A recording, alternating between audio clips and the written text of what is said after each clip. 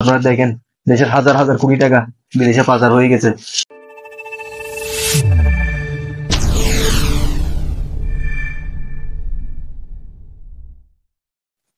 বাংলাদেশের রাজনীতিতে G M কাদের সাহেব একজন ভালো এবং সাদা মনের মানুষ।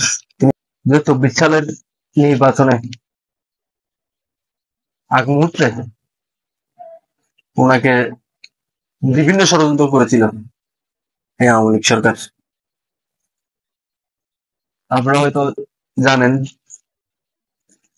নির্বাচন তফসিল যখন ঘোষণা হয় তার কিছুদিন আগে উনি অফিস থেকে বাসায় ফেরার পথে ওনার বনানী থেকে উত্তরা বাসায় ফিরবেন, ঠিক ওই সময় মাঝ রাস্তায় যখন যায় একটি গাড়ি দিয়ে ওনার গাড়ির সাথে ধাক্কা দেয়। আপনারা এতটুকুতেই বুঝতে পারেন জাতীয় পার্টির চেয়ারম্যানকে কিভাবে ষড়যন্ত্র করা হয়েছিল। সাধারণত গাড়ি যদি রাস্তায় যদি একটি গাড়ি অ্যাক্সিডেন্ট হয়, তাহলে গাড়ি ওভারটেক করার সময় যদি অ্যাক্সিডেন্ট হয়ে থাকে, তাহলে সাধারণত হয়ে থাকে ডান পাশে, যে পাশে ড্রাইভার সিট, ঠিক সেই পাশে অ্যাক্সিডেন্ট হয়ে থাকে। কিন্তু জি এম কাদের স্যারের গাড়িটার সাথে এমন ভাবে গাড়িটি লাগিয়ে দেওয়া হয়েছিল, সামনের দরজায়ও লাগানো হয়নি এবং একদম পিছনেও লাগানো হয়নি, ঠিক যে বরাবর জি এম কাদের স্যার বসেছিল পার্টির পিছনের সিটে, গাড়ির পিছনের সিটে, ঠিক মাঝখানের দরজা বরাবর এসে গাড়িটি ধাক্কা দেয়। ওনার উপর বাংলাদেশের সাধারণ জনগণের দোয়া ছিল, যার কারণে উনি তেমন বেশি আহত হননি। এর পরবর্তীতে ওনার ঠিক একই সিস্টেম, অফিস থেকে বাসায় ফেরার পথে যে মোবাইলটি সাধারণত উনি সবসময় দেশে বিদেশে যোগাযোগ করে থাকেন, বিভিন্ন পলিটিক্যাল ব্যক্তিদের সাথে যোগাযোগ করেন, সেই মোবাইলটি ছিনতাই করা হয়। এর পরবর্তীতে ওনার যেই ওনার হাতে যে মোবাইলটা থাকে, যে সিমটি উনি নিজে ব্যবহার করেন, ওই মোবাইলে ডিউটি নাম্বার থেকে বারবার ফোন দিয়ে ওনাকে বিভিন্ন ধরনের হুমকি টুমকি দেওয়া হয়। উনি যদি নির্বাচনে না যায়, তাহলে বিদেশে ওনার যে আত্মীয় স্বজন গুলি রয়েছে, বিশেষ করে বিদেশে ওনার ছেলে থাকেন, ওনার মেয়ে থাকেন, মেয়ে জামাই থাকেন, এদেরকে হত্যার হুমকি দিয়েছে এবং উনাকেও মেরে ফেলার হুমকি দিয়েছিল। উনি এটি নিয়ে থানায় একটি ডায়েরি করেছিলেন। এই ধরনের এক এক সময় এক এক ভাবে ওনাকে ষড়যন্ত্র করে বিভিন্ন হুমকি দুমকির মাধ্যমে সবসময় ওনাকে রেখেছেন। উনি কিছুদিন আগে একটি বক্তব্য বলেছেন, নির্বাচনের 5-6 মাস আগ থেকে ওনাকে স্বাধীনভাবে কোনো কাজ করতে দেওয়া হয়নি। আওয়ামী লীগের অতীত আপনারা জানেন, যে আওয়ামী লীগের বিরোধিতা যেই করেছে তাকে আয়না করে নিয়ে গিয়ে আটকে রাখা হয়েছে। আপনারা হয়তো এখন আগে না বুঝলেও এখন বুঝতে পারতেছেন কি কারণে আওয়ামী লীগ 2008 সালে ক্ষমতায় আসার পর পিলখানা হত্যাকাণ্ডটা কি কারণে ঘটিয়েছিল। এটা আপনারা আগে না বুঝলেও এখন বাংলাদেশের সাধারণ জনগণের কাছে ওই বিষয়টা ক্লিয়ার হয়ে গেছে।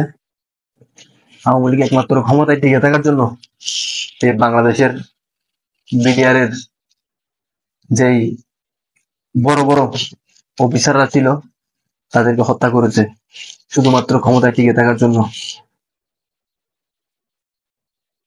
এবং কি অনেককে আয়না করে নিয়ে গিয়ে 8 বছর 9 বছর 10 বছর বন্দি করে রেখেছে। এই রেকর্ডও আপনারা পেয়েছেন। আপনারা দেখেন দেশের হাজার হাজার কোটি টাকা বিদেশে পাচার হয়ে গেছে। যে বিষয়টি নিয়ে জাতীয় পার্টির মাননীয় চেয়ারম্যান জনবন্ধু গোলাম মোহাম্মদ কাদের এমপি অনেক আগেই সংসদে বক্তব্য দিয়েছিলেন যে বাংলাদেশ থেকে হাজার হাজার কোটি টাকা বিদেশে পাচার হয়ে যাচ্ছে। এবং কি এই আপনার সিঙ্গাপুরে বাংলাদেশ পাড়া, এই জন্য কয়েকটি দেশে বাংলাদেশের বিভিন্ন ইয়ার নামে বিভিন্ন পাড়া রয়েছে। কোন সরকারের আমল হয়েছে এগুলি আপনারা একটু চিন্তা করে দেখেন। জাতীয় পার্টির চেয়ারম্যান গোলাম মোহাম্মদ কাদের এমপি সবসময় ছিলেন দেশ ও জাতির কথা চিন্তা করে। উনি সবসময় চিন্তা করতেন, ওনার নিজের চিন্তা উনি করতেন না, উনি সবসময় চিন্তা করতেন দেশ ও জনগণের। যার কারণে উনি সংসদে এবং সংসদের বাইরে সবসময় দেশ ও জনগণের কথা তুলে ধরেছিলেন। জাতীয় পার্টির প্রতিষ্ঠাতা চেয়ারম্যান কলিবন্ধু আল-হাসান মমতাজ এরশাদ যখন ক্ষমতায় ছিলেন, তখন জিএম কাদের সাহেব চাইলে অনেক কিছু করতে পারতেন, কিন্তু তিনি কিছু করেননি। তখন সর্বপ্রথম যখন জাতীয় পার্টির ক্ষমতায়, তখন ছিলেন তিনি একজন সরকারি সাধারণ চাকরিজীবী। তিনি সরকারি সাধারণ চাকরিজীবী থেকে পরবর্তীতে কলিবন্ধু এরশাদ ওনাকে নিয়ে এসে লালমনিরহাট 3-এর মনোনয়ন দিয়ে ওনাকে এমপি নির্বাচিত করেন লালমনিরহাটের জনগণ। পরবর্তীতে উনি মন্ত্রিত্ব পালন করেছিলেন, কয়েকটি মন্ত্রণালয়ের দায়িত্বে ছিলেন। ইতিহাস আপনার বিবেচনা করে দেখুন, উনি যদি টাকা পয়সার লোক থাকতো, তাহলে তিনি মন্ত্রী থাকা অবস্থায়, জাতীয় পার্টি ক্ষমতা থাকা অবস্থায় হাজার হাজার কোটি টাকা বিদেশে পাচার করতে পারতেন, বিদেশে বাড়িঘর করতে পারতেন। তিনি চাইলে অনেক কিছু করা সম্ভব ছিল ওনার জন্য, কিন্তু তিনি তা করেননি। কিছুদিন আগে, বছর 2 হবে, যখন বাংলাদেশে জ্বালানি তেলের দাম বাড়তে শুরু করে, তখন তিনি একটি কথা বলেছিলেন। জ্বালানি মন্ত্রীর কাছে উনি প্রশ্ন রেখেছিলেন, জ্বালানি মন্ত্রণালয়ের দায়িত্ব উনিও ছিলেন, ওনার আমলে তো কোনোদিন জ্বালানি তেলের দাম বৃদ্ধি হয়নি। উন্নত বিশ্বে জ্বালানি তেলের দাম বৃদ্ধি হয়েছিল, কিন্তু বাংলাদেশে তিনি তা করেননি। ওইটা বলতে পারেন উনি কি ওনার পকেট থেকে টাকা দিয়ে কি বাংলাদেশের এই ভর্তুকি দিয়েছে? ওনার পকেট থেকে দেয়নি। যে ভাবে উনি দেশের জ্বালানি মূল্য স্থিতিশীল রেখেছিলেন, সে উদাহরণটুকু উনি দিয়েছিলেন। তিনি বলেছেন, উন্নত বিশ্বে যখন জ্বালানি তেলের মূল্য কম থাকে, তখন তিনি বাংলাদেশের মধ্যে জ্বালানি তেলের দাম কমায়নি, তিনি স্বাভাবিক রেখেছেন। প্রচলিত যে রেটটা ছিল, সেই মূল্যটা উনি রেখেছেন। পরবর্তীতে যখন উন্নত বিশ্বে জ্বালানি তেলের দাম বাড়তে শুরু করে, তিনি তখন ওই যে সময় কম ছিল, সে সময় তার ফান্ডে যে টাকাটা ছিল, ওই টাকাটা দিয়ে পরবর্তী সময়টা উনি চালিয়েছেন। যতটুকুতেই বুঝে নেন উনি কি ছিলেন, উনি কি নিজের চিন্তা করেন না?